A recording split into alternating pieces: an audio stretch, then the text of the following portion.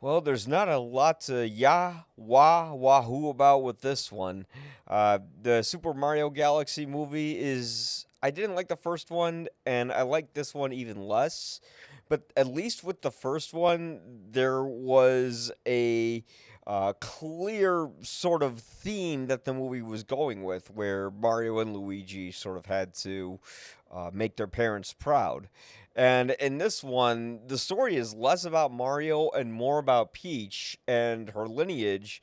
And instead of like exploring anything with that, the movie is just a collection of one reference from the game to the next. Which, look, I like my references, but when your entire movie is just one reference after the other, basically as a means to let the audience know, hey, we're not going to do what we did with that Mario Brothers movie back in the 90s. We are never deviating from the source material ever again. Here is every single thing that you love, yet all of those things don't make for a hill of beans when it doesn't uh, help the narrative in any way. It's sort of like when they made Batman versus Superman. When you crammed in the death of Superman and like all this other stuff into one movie, it's just a mess.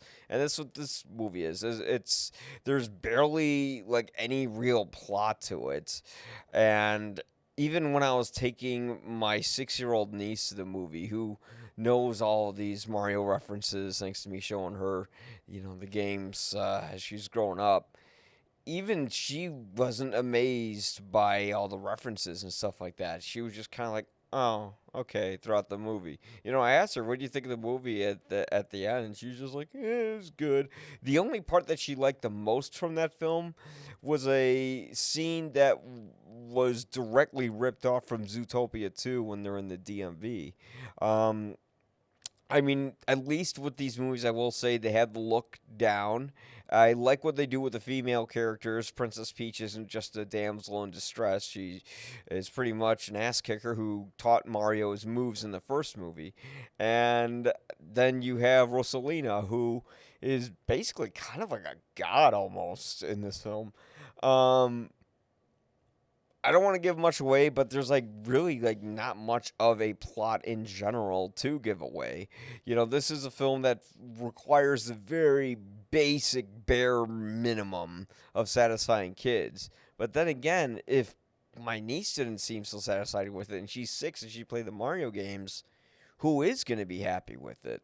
It certainly wasn't me because, by the end, look, I'm not looking for a lot of dimension in a Nintendo uh, animated film. But here's the thing: you see something like Toy Story, or How to Train Your Dragon, and it's like they do more than the bare minimum. They give you things to think about or things to know, and they establish a very good relationship between his characters more than just, oh, this guy from this game, well, here he is, and here they are talking to Mario, and it's like Smash Brothers about them fighting each other. So yeah, at the end of the day, it's not a strong recommendation. I ended up giving the movie 2 out of 4 Guinnesses. It's playing now in theaters. The Super Mario Galaxy movie. Really, when you're watching it, you'll rather play the game than see the movie. There's a lot more magic to be found in there than all the shiny colors, yet hollow screenplay that's present in this film.